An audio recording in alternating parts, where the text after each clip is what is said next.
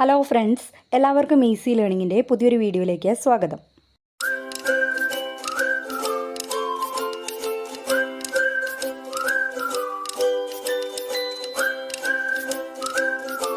Tenth standard ഹിസ്റ്ററിയിലെ chapter 3 പൊതുഭരണം എന്ന പാഠഭാഗമാണ് നമ്മൾ discuss ചെയ്യാൻ പോകുന്നത്. അപ്പോൾ ആദ്യത്തെ 2 ചാപ്റ്റേഴ്സിൻ്റെ വീഡിയോസ് നമ്മൾ ഓൾറെഡി അപ്ലോഡ് ചെയ്തിട്ടുണ്ടായിരുന്നു. അപ്പോൾ ആ വീഡിയോസ് നിങ്ങൾ കണ്ടിട്ടില്ലെങ്കിൽ നമ്മുടെ ചാനലിൽ SCERT സ്റ്റാൻഡേർഡ് 10 ഹിസ്റ്ററി എന്നൊരു പ്ലേലിസ്റ്റ് ക്രിയേറ്റ് ചെയ്തിട്ടുണ്ട്. അതിൽ പോയാൽ നിങ്ങൾക്ക് അതിൻ്റെ വീഡിയോസ് കാണാവുന്നതാണ്.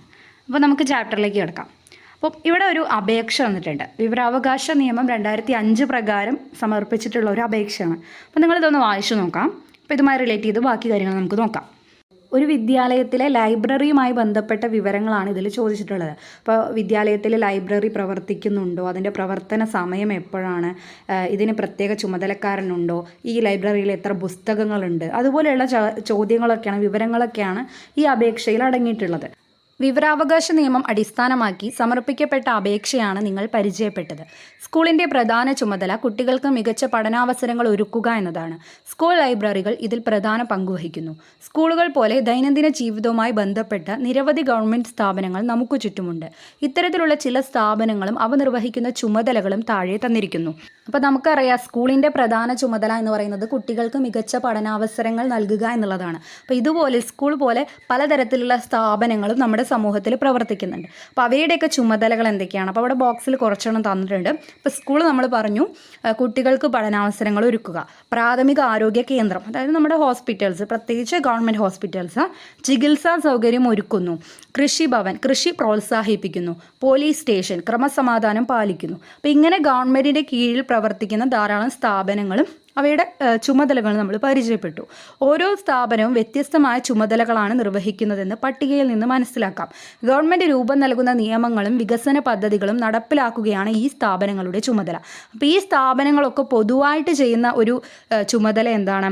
ഗവൺമെൻറ് പലതരത്തിലുള്ള നിയമങ്ങളും നയങ്ങളും വികസന പദ്ധതികളൊക്കെ നടപ്പിലാക്കും.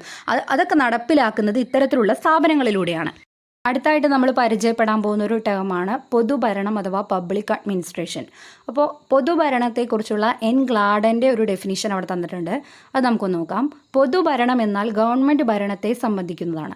അതായത് പൊതുഭരണം എന്ന് വെച്ചാൽ ഗവൺമെൻറ്റിൻ്റെ ഭരണം, അതിനെയാണ് നമ്മൾ പൊതുഭരണം എന്ന് വിളിക്കുന്നത്.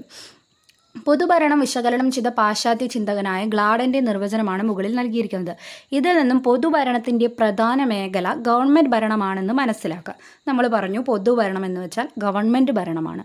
രാജ്യത്ത് നിലവിലുള്ള നിയമങ്ങളും ഗവൺമെൻറ്റിൻ്റെ നയപരിപാടികളും വികസന പദ്ധതികളും നടപ്പാക്കുന്നതിന് ഭൗതിക സാഹചര്യങ്ങളും മനുഷ്യവിഭവവും ഫലപ്രദമായി വിനിയോഗിക്കുന്നതിന് പൊതുഭരണമെന്ന് പറയുന്നു. ഗവൺമെൻറ് സ്ഥാപനങ്ങളെല്ലാം പൊതുഭരണ സംവിധാനത്തിൻ്റെ ഭാഗമാണ്. ജനക്ഷേമം മുൻനിർത്തിയാണ് അവ പ്രവർത്തിക്കുന്നത്. അപ്പോൾ പൊതുഭരണത്തിൻ്റെ ക്ലിയർ ആയിട്ടുള്ള ഒരു ഡെഫിനിഷൻ, ഒരു മീനിങ് അവിടെ പറയുന്നുണ്ട്. നമ്മുടെ രാജ്യത്ത് ഗവൺമെൻറ് പല രീതിയിലുള്ള നിയമങ്ങളും നയങ്ങളും വികസന പദ്ധതികളൊക്കെ നടപ്പാക്കുന്നുണ്ട്. ഇതൊക്കെ നടപ്പാക്കുന്നതിന് വേണ്ടി നമ്മുടെ രാജ്യത്ത് നിലവിലുള്ള ഭൗതിക സാഹചര്യങ്ങളെയും മനുഷ്യവിഭവമൊക്കെ ഫലപ്രദമായിട്ട് ഉപയോഗിക്കുക, വിനിയോഗിക്കുന്നതിനെയാണ് നമ്മൾ പൊതുഭരണം എന്ന് വിളിക്കുന്നത്. അപ്പോൾ ഈ പൊതുഭരണം നടപ്പാക്കുന്നതിന് വേണ്ടിയാണ് ഗവൺമെൻറ് സ്ഥാപനങ്ങളെല്ലാം പ്രവർത്തിക്കുന്നത്.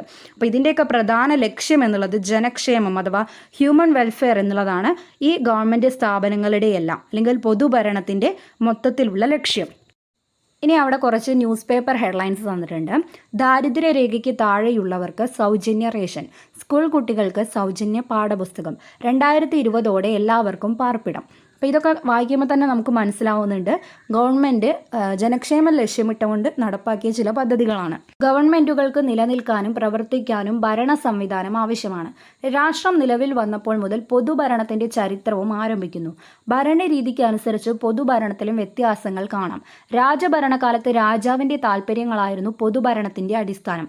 എന്നാൽ ജനാധിപത്യ വ്യവസ്ഥയിൽ ജനങ്ങളുടെ താൽപ്പര്യങ്ങളാണ് പ്രധാനം. ജനാധിപത്യ ഭരണം കൂടുതൽ ഫലപ്രദവും കാര്യക്ഷമവുമാവുന്നത് പൊതുഭരണ സംവിധാനത്തിലൂടെയാണ്. ഇവിടെ പൊതുഭരണത്തിൻ്റെ ഒരു ചരിത്രത്തിലേക്കാണ് നമ്മൾ പോകുന്നത്. അപ്പോൾ നമുക്കറിയാം, ആദ്യമൊക്കെ രാജഭരണമാണ് നിലനിന്നിരുന്നത്. അപ്പോൾ രാജഭരണകാലത്ത് രാജാവിൻ്റെ താല്പര്യങ്ങൾക്കാണ് പ്രധാനം. അപ്പോൾ ആ സമയത്തൊക്കെ പൊതുഭരണം എന്നുകൊണ്ട് ഉദ്ദേശിക്കുന്നത് രാജഭരണം എന്നത് തന്നെയാണ്. അതായത് രാജാവിൻ്റെ തീരുമാനങ്ങൾക്കും താല്പര്യങ്ങൾക്കൊക്കെ കൂടുതൽ പ്രാധാന്യം നൽകിക്കൊണ്ടുള്ള ഭരണം. എന്നാൽ പിന്നീട് ജനാധിപത്യ ഭരണം എന്നൊരു കോൺസെപ്റ്റ് വരുന്നു. അപ്പോൾ ഈ ജനാധിപത്യ ഭരണം എന്ന് പറയുമ്പോൾ അതിൻ്റെ പേര് പോലെ തന്നെ ജനങ്ങൾക്കാണ് ആധിപത്യം. അതായത് ജനങ്ങളുടെ താല്പര്യങ്ങൾക്ക് കൂടുതൽ പ്രാധാന്യം നൽകുന്ന ഭരണരീതി. അപ്പോൾ ഈ ജനാധിപത്യ ഭരണം, ഈ ഒരാശയം കൂടുതൽ ഫലപ്രദവും കാര്യക്ഷമവുമാവുന്നത് പൊതുഭരണ സംവിധാനത്തിലൂടെയാണ്. പൊതുഭരണം നിലവിൽ വരുന്നതോടെയാണ് ജനാധിപത്യ ഭരണം എന്ന ആശയം കൂടുതൽ ഫലപ്രദമായി മാറുന്നത്. അടുത്തതായിട്ട് നമ്മൾ നോക്കാൻ പോകുന്നതാണ് പൊതുഭരണത്തിൻ്റെ പ്രാധാന്യം. നൽകിയിരിക്കുന്ന വാർത്താ തലക്കെട്ടുകൾ നിരീക്ഷിക്കൂ. ഗവൺമെൻറ് സ്ഥാപനങ്ങളിലൂടെ ജനങ്ങൾക്ക് ലഭിക്കുന്ന ചില സേവനങ്ങളാണ് ഇതിൽ പ്രതിപാദിക്കുന്നത്. അതായത് നമ്മൾ മുൻപത്തെ സ്ലൈഡിൽ ചില വാർത്താ തലക്കെട്ടുകൾ പറഞ്ഞിരുന്നു. എന്തൊക്കെയാണ്? ദാരിദ്ര്യരേഖയ്ക്ക് താഴെയുള്ളവർക്ക് സൗജന്യ റേഷൻ, സ്കൂൾ കുട്ടികൾക്ക് സൗജന്യ പാഠപുസ്തകം, 2020 എല്ലാവർക്കും പാർപ്പിടം. ഇതുപോലെ ചില വാർത്താ തലക്കെട്ടുകൾ പറഞ്ഞിരുന്നു. അപ്പോൾ ഇതിലൊക്കെ എന്താണ്? ഗവൺമെൻറ് സ്ഥാപനങ്ങൾ ജനങ്ങൾക്ക് നൽകുന്ന ചില സേവനങ്ങളാണ് ഇതിൽ പ്രതിപാദിച്ചിട്ടുള്ളത്. ജനങ്ങളുടെ വിവിധ പ്രശ്നങ്ങൾക്ക് പരിഹാരം കാണാനും ജനക്ഷേമം ഉറപ്പാക്കാനുമാണ് പൊതുഭരണത്തിലൂടെ ഗവൺമെൻറ്റുകൾ ശ്രമിച്ചുകൊണ്ടിരിക്കുന്നത്. അപ്പോൾ പൊതുഭരണത്തിൻ്റെ പ്രധാന ലക്ഷ്യം എന്തു തന്നെയാണ്? ജനങ്ങളുടെ പ്രശ്നങ്ങൾക്ക് പരിഹാരം കാണുക, ജനക്ഷേമം ഉറപ്പാക്കുക, ഇതൊക്കെയാണ്. അപ്പോൾ പൊതുഭരണത്തിൻ്റെ പ്രാധാന്യം എന്താണെന്ന് കാണിക്കുന്ന ഒരു പദസൂര്യൻ അവിടെ തന്നിട്ടുണ്ട്. അപ്പോൾ അവിടെ പറയുന്നുണ്ട്, ഗവൺമെൻറ് നയങ്ങൾ രൂപപ്പെടുത്തുന്നു, ജനക്ഷേമം ഉറപ്പാക്കുന്നു, ജനകീയ പ്രശ്നങ്ങൾക്ക് പരിഹാരം കാണുന്നു, സാധനങ്ങളും സേവനങ്ങളും ലഭ്യമാക്കുന്നു. നമ്മൾ ഇത്ര നേരം പറഞ്ഞ പോയിന്റ്സ് തന്നെയാണ്. ജനക്ഷേമം ഉറപ്പാക്കുക, ജനങ്ങളുടെ പ്രശ്നങ്ങൾക്ക് പരിഹാരം കാണുക, ഗവൺമെൻറ് നയങ്ങൾ രൂപപ്പെടുത്തുക, ജനങ്ങൾക്ക് സാധനങ്ങളും സേവനങ്ങളും ലഭ്യമാക്കുക. ഇതൊക്കെ തന്നെയാണ് പൊതുഭരണത്തിൻ്റെ പ്രാധാന്യം അല്ലെങ്കിൽ ലക്ഷ്യം എന്നൊക്കെ പറയാം. അടുത്തതായിട്ട് നമ്മൾ പറയുന്നത്, പൊതുഭരണം എന്നതുകൊണ്ട് ഗാന്ധിജി ഉദ്ദേശിച്ചത് എന്താണ്? എല്ലാവരുടെയും താല്പര്യ സംരക്ഷണമാണ് പൊതുഭരണത്തിലൂടെ ഗാന്ധിജി ലക്ഷ്യമിട്ടത്. അപ്പോൾ ഗാന്ധിജിയുടെ ലക്ഷ്യം പൊതുഭരണത്തിലൂടെ എല്ലാവരുടെയും താല്പര്യങ്ങൾ സംരക്ഷിക്കുക എന്നതായിരുന്നു. അപ്പോൾ അദ്ദേഹത്തിൻ്റെ വാക്കുകൾ നമുക്ക് നോക്കാം. നിങ്ങൾ എന്തെങ്കിലും നടപ്പാക്കുന്നതിന് മുൻപ് നിങ്ങൾ കണ്ട പാവപ്പെട്ടവനും നിസ്സഹായനുമായ ഒരുവൻ്റെ മുഖം ഓർക്കുക. ഞാനിപ്പോൾ ചെയ്യാൻ പോകുന്നത് ആ പാവപ്പെട്ടവന് എങ്ങനെ സഹായകമാകുമെന്ന് സ്വയം ചോദിക്കുക. മഹാത്മാഗാന്ധി. നമ്മൾ പറഞ്ഞിരുന്നു, പൊതുഭരണം എന്നാൽ എല്ലാവരുടെയും താല്പര്യങ്ങൾ സംരക്ഷിക്കുക എന്നതാണ്. എന്നാൽ കൂടുതൽ പരിഗണനയും പരിരക്ഷയും വേണ്ടവർ നമ്മുടെ സമൂഹത്തിലുണ്ട്. ആരൊക്കെയാണ്? വളരെ പാവപ്പെട്ടവരും നിസ്സഹായരുമായിട്ടുള്ള ആളുകളല്ലേ. അതായത് ഒരു നേരത്തെ ആഹാരം പോലും കണ്ടെത്താൻ വഴിയില്ലാത്തവരുണ്ട്.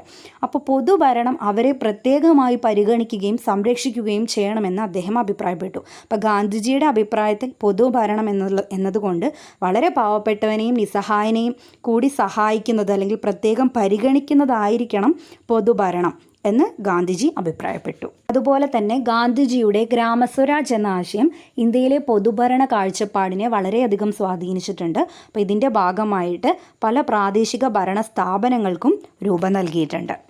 അടുത്തായിട്ട് നമ്മൾ നോക്കാൻ പോകുന്ന വളരെ ഇമ്പോർട്ടൻ്റ് ആയിട്ടുള്ളൊരു ടേമാണ് ഉദ്യോഗസ്ഥ വൃന്ദം അഥവാ ബ്യൂറോക്രസി. അപ്പോൾ അവിടെ കുറച്ച് പേപ്പർ കട്ടിങ്സ് തന്നിട്ടുണ്ട്. സ്കോളർഷിപ്പുകൾക്ക് അപേക്ഷ ക്ഷണിച്ചു, വെള്ളപ്പൊക്ക ദുരിതാശ്വാസ ഫണ്ട് വിതരണം ചെയ്തു, നെൽകൃഷി വ്യാപിപ്പിക്കാൻ സർക്കാർ സഹായം, നികുതി പിരിവിന് പ്രാദേശിക ക്യാമ്പുകൾ. ജനക്ഷേമം ലക്ഷ്യമിട്ട് ഗവൺമെൻറ്റുകൾ എടുക്കുന്ന തീരുമാനങ്ങളാണ് വാർത്തകളിലുള്ളത്. ഈ സേവനങ്ങൾ ജനങ്ങൾക്കായി ലഭ്യമാക്കുന്നത് ആരാണ്? അപ്പോൾ ജനക്ഷേമം എന്നുള്ള ലക്ഷ്യത്തോടെ ഗവൺമെൻറ് പല പദ്ധതികളും അല്ലെങ്കിൽ തീരുമാനങ്ങളും നടപ്പാക്കിയിട്ടുണ്ട്. അപ്പോൾ അതെന്തൊക്കെയാണെന്നാണ് ഈ പേപ്പർ കട്ടിങ്സിലുള്ളത്. അപ്പോൾ ഈ സേവനങ്ങൾക്കൊക്കെ ജനങ്ങൾക്ക് വേണ്ടി ലഭ്യമാക്കുന്നത് ആരാണ്? ഗവൺമെൻറ്റിനെ ഭരണനിർവഹണത്തിൽ സഹായിക്കുന്നതിനും നടപ്പിലാക്കുന്നതിനുമായി ഒരു ഉദ്യോഗസ്ഥ സമൂഹത്തിന് രൂപം നൽകിയിരിക്കുന്നു. പ്രാദേശിക തലം മുതൽ കേന്ദ്ര തലം വരെ വ്യാപിച്ചു കിടക്കുന്ന ഒരു പൊതുഭരണ സംവിധാനത്തിനും രൂപം നൽകിയിട്ടുണ്ട്. ഈ സ്ഥാപനങ്ങളുടെ ദൈനംദിന പ്രവർത്തനങ്ങൾക്ക് ധാരാളം ഉദ്യോഗസ്ഥരെ നിയമിച്ചിട്ടുണ്ട്. പൊതുഭരണ ശൃംഖലയെ ചലനാത്മകമാക്കുന്നത് ഉദ്യോഗസ്ഥരാണ്. ഗവൺമെൻറ്റിൻ്റെ എല്ലാ സേവനങ്ങളും ജനങ്ങളിലേക്ക് എത്തുന്നത് ഇവരിലൂടെയാണ്. നമ്മൾ പറഞ്ഞിരുന്നു, ഗവൺമെൻറ് ജനങ്ങൾക്ക് വേണ്ടി പല രീതിയിലുള്ള നയങ്ങളും വികസന പദ്ധതികളൊക്കെ നടപ്പിലാക്കിയിട്ടുണ്ടെന്ന്. അപ്പോൾ ഇതൊക്കെ ജനങ്ങളിലേക്ക് എത്തിക്കുന്നതിനും അതുപോലെ തന്നെ ഗവൺമെൻറ്റിനെ ഭരണനിർവഹണത്തിൽ സഹായിക്കുന്നതിനുമൊക്കെ ആയിട്ട് ഒരു ഉദ്യോഗസ്ഥ സമൂഹത്തിന് രൂപം നൽകിയിട്ടുണ്ട്. അപ്പോൾ ഇതിനെ തന്നെയാണ് നമ്മൾ ഉദ്യോഗസ്ഥ വൃന്ദം എന്ന് വിളിക്കുന്നത്. അപ്പോൾ ഉദ്യോഗസ്ഥ വൃന്ദത്തിൻ്റെ ചുമതലകൾ പ്രധാനമായിട്ടും രണ്ടെണ്ണമാണ്. ഒന്ന്, ഗവൺമെൻറ്റിനെ ഭരണനിർവഹണത്തിൽ സഹായിക്കുക. രണ്ട്, ഗവൺമെൻറ്റിൻ്റെ സേവനങ്ങൾ പദ്ധതികളെല്ലാം ജനങ്ങളിലേക്ക് എത്തിക്കുക. അപ്പോൾ ഈ ഒരു ഉദ്യോഗസ്ഥ വൃന്ദം എന്ന് പറയുന്നത് ഏറ്റവും താഴ്ന്ന തലം മുതൽ ഉയർന്ന തലം വരെ വ്യാപിച്ചു കിടക്കുന്നതാണ്. അതായത് പ്രാദേശിക തലം മുതൽ കേന്ദ്ര തലം വരെ വ്യാപിച്ചു കിടക്കുന്നതാണ് ഉദ്യോഗസ്ഥ വൃന്ദം. അപ്പോൾ പൊതുഭരണ ശൃംഖലയെ ചലനാത്മകമാക്കുന്നത് ഉദ്യോഗസ്ഥരാണ്. അതായത് പൊതുഭരണ ശൃംഖല ചലിക്കുന്നത് തന്നെ ഈ ഉദ്യോഗസ്ഥരാലാണ്. രാജ്യത്തിൻ്റെ ഭരണകാര്യങ്ങൾ നിർവഹിക്കുകയും പൊതുഭരണത്തിന് കീഴിൽ പ്രവർത്തിക്കുകയും ചെയ്യുന്ന ഉദ്യോഗസ്ഥരെ ഉദ്യോഗസ്ഥ വൃന്ദം എന്ന് പറയുന്നു. അപ്പോൾ നമ്മൾ പറഞ്ഞ കാര്യം തന്നെയാണ്, ഭരണകാര്യങ്ങളൊക്കെ നിർവഹിക്കുകയും പൊതുഭരണത്തിന് കീഴിൽ പ്രവർത്തിക്കുകയും ചെയ്യുന്ന ഉദ്യോഗസ്ഥരാണ് ഉദ്യോഗസ്ഥ വൃന്ദം. രാജ്യത്തിൻ്റെ ഭൗതിക വിഭവങ്ങളും മനുഷ്യ വിഭവശേഷിയും പരമാവധി പ്രയോജനപ്പെടുത്തുമ്പോഴാണ് രാഷ്ട്രം പുരോഗമിക്കുന്നത്. ഇവയെ ശാസ്ത്രീയമായി വിനിയോഗിക്കുന്നതിനുള്ള പദ്ധതികൾ തയ്യാറാക്കുകയും നടപ്പിലാക്കുകയും ചെയ്യുന്നത് ഉദ്യോഗസ്ഥ വൃന്ദമാണ്. ഉദ്യോഗസ്ഥ വൃന്ദത്തിന് പൊതുവായ ചില സവിശേഷതകളുണ്ട്. അപ്പോൾ എപ്പോഴാണ് ഒരു രാജ്യം പുരോഗമിക്കുന്നത്? ആ രാജ്യത്തുള്ള ഭൗതിക വിഭവങ്ങളും മനുഷ്യ വിഭവശേഷിയൊക്കെ പരമാവധി ഉപയോഗിക്കുമ്പോഴാണ് ആ രാജ്യം പുരോഗമിക്കുന്നത്. അപ്പോൾ ഇത്തരത്തിൽ മനുഷ്യ വിഭവശേഷിയും ഭൗതിക വിഭവങ്ങളൊക്കെ പരമാവധി ഉപയോഗപ്പെടുത്തുന്നതിന് വേണ്ടിയുള്ള പദ്ധതികൾ രൂപീകരിക്കുന്നതും അത് നടപ്പിലാക്കുന്നതുമെല്ലാം ഉദ്യോഗസ്ഥ വൃന്ദമാണ്. ഇത് കൂടാതെ ഉദ്യോഗസ്ഥ വൃന്ദത്തിന് ചില സവിശേഷതകളുണ്ട്. അപ്പോൾ അതെന്തൊക്കെയാണെന്ന് നോക്കാം. ഉദ്യോഗസ്ഥ വൃന്ദത്തിൻ്റെ സവിശേഷതകൾ ടെക്സ്റ്റിൽ ഒരു ചാർട്ട് തന്നിട്ടുണ്ട്, നമുക്കത് നോക്കാം. ഫസ്റ്റ് പോയിന്റ്, ശ്രേണീപരമായ സംഘാടനം. ഏറ്റവും ഉയർന്ന തലത്തിൽ ഒരു ഉദ്യോഗസ്ഥനും താഴെ തലങ്ങളിലേക്ക് വരുംതോറും കൂടുതൽ ഉദ്യോഗസ്ഥരും ഉൾക്കൊള്ളുന്ന രീതി, ഇത് ശ്രേണീപരമായ സംഘാടനം എന്നാണ് അറിയപ്പെടുന്നത്. അതായത് ഉദ്യോഗസ്ഥ വൃന്ദം എന്ന് പറയുമ്പോൾ അതിനൊരു ഹയറാർക്കിയൽ ഓർഡറാണ് ഉണ്ടാവുക. അതായത് ഏറ്റവും ഉയർന്ന തലത്തിൽ ഒരു ഉദ്യോഗസ്ഥൻ, പിന്നെ താഴേക്ക് വരുമ്പോൾ കുറച്ച് ഉദ്യോഗസ്ഥർ, പിന്നെ അവരുടെ താഴേക്ക് വീണ്ടും കുറച്ച് ഉദ്യോഗസ്ഥർ, അങ്ങനെ ഒരു ഹയറാർക്കിയൽ ഓർഡറിലാണ് ഉദ്യോഗസ്ഥ വൃന്ദം ഉണ്ടാവുക. അടുത്ത പോയിന്റ്, സ്ഥിരത. ഉദ്യോഗസ്ഥനായി നിയമിക്കപ്പെടുന്നവർക്ക് നിശ്ചിത പ്രായം വരെ സേവന കാലാവധി ഉണ്ടായിരിക്കും. നമുക്കൊക്കെ അറിയുന്ന പോയിന്റ് തന്നെയാണ്. അതായത് ഉദ്യോഗസ്ഥരായിട്ട്, അതായത് ഗവൺമെൻറ് സർവീസിൽ ഉദ്യോഗസ്ഥരായിട്ട് വരുന്നവർക്ക് ഒരു നിശ്ചിത പ്രായം വരെ സേവന കാലാവധി ഉണ്ടാകും. അടുത്ത പോയിന്റ്, യോഗ്യത അടിസ്ഥാനമാക്കി നിയമനം. വിദ്യാഭ്യാസ യോഗ്യത അടിസ്ഥാനമാക്കിയാണ് ഉദ്യോഗസ്ഥരെ തിരഞ്ഞെടുക്കുകയും നിയമിക്കുകയും ചെയ്യുന്നത്. അതായത് നമ്മുടെ ക്വാളിഫിക്കേഷൻ അനുസരിച്ചാണ് നമ്മൾ ഓരോ പോസ്റ്റിലേക്കും അപ്പോയിൻറ്റ് ചെയ്യുന്നത്. അടുത്ത പോയിന്റ്, രാഷ്ട്രീയ നിഷ്പക്ഷത. ഏതു രാഷ്ട്രീയ കക്ഷി അധികാരത്തിൽ വന്നാലും നയങ്ങൾ നടപ്പാക്കാൻ ഉദ്യോഗസ്ഥർ ബാധ്യസ്ഥരാണ്. കക്ഷി രാഷ്ട്രീയ താൽപ്പര്യങ്ങൾ അവരുടെ പ്രവർത്തനങ്ങളിൽ പ്രതിഫലിക്കാൻ പാടില്ല. അതായത് അവർ നിഷ്പക്ഷമായി പ്രവർത്തിക്കണം. അതായത് ഉദ്യോഗസ്ഥ വൃന്ദത്തിൽ ഉൾപ്പെടുന്ന ഉദ്യോഗസ്ഥർ ഒരിക്കലും ഒരു പ്രത്യേക രാഷ്ട്രീയ കക്ഷിയുടെ താൽപ്പര്യങ്ങൾക്ക് വേണ്ടി പ്രവർത്തിക്കാൻ പാടില്ല. ജനങ്ങൾക്ക് സേവനങ്ങൾ ചെയ്യുക എന്നുള്ളതായിരിക്കണം അവരുടെ പ്രധാനപ്പെട്ട ലക്ഷ്യം. ലാസ്റ്റ് പോയിൻ്റാണ് വൈദഗ്ധ്യം. ഓരോ ഗവൺമെൻറ് ഉദ്യോഗസ്ഥനും തങ്ങൾ നിർവഹിക്കേണ്ടുന്ന തൊഴിലിൽ വൈദഗ്ധ്യമുള്ളവരായിരിക്കണം. അതായത് നമ്മൾ പ്രൊഫഷണലിസം എന്നൊക്കെ പറയുമല്ലോ, ഓരോരുത്തരും ഏത് പോസ്റ്റിലാണോ അവരുടെ ജോലി ചെയ്യുന്നത് ആ പോസ്റ്റിൽ ആ ഒരു തൊഴിലിൽ അവർ പ്രൊഫഷണൽ ആയിരിക്കണം. ഓക്കെ, അപ്പോൾ ഇത്രയും കാര്യങ്ങളാണ് നമ്മൾ ഇന്നത്തെ വീഡിയോയിൽ ഡിസ്കസ് ചെയ്യുന്നത്. അപ്പോൾ ഇന്നത്തെ വീഡിയോ നിങ്ങൾക്ക് എല്ലാവർക്കും ഉപകാരപ്പെട്ടിട്ടുണ്ടെങ്കിൽ ചാനൽ സബ്സ്ക്രൈബ് ചെയ്യുക, കൂടാതെ ബെല്ലൈക്കൺ കൂടി എനേബിൾ ചെയ്യുക. എങ്കിൽ മാത്രമേ ഞാനിടുന്ന വീഡിയോസിൻ്റെ നോട്ടിഫിക്കേഷൻസ് നിങ്ങൾക്ക് കിട്ടുള്ളൂ. പുതിയൊരു വീഡിയോ ആയിട്ട് വീണ്ടും കാണാം. താങ്ക്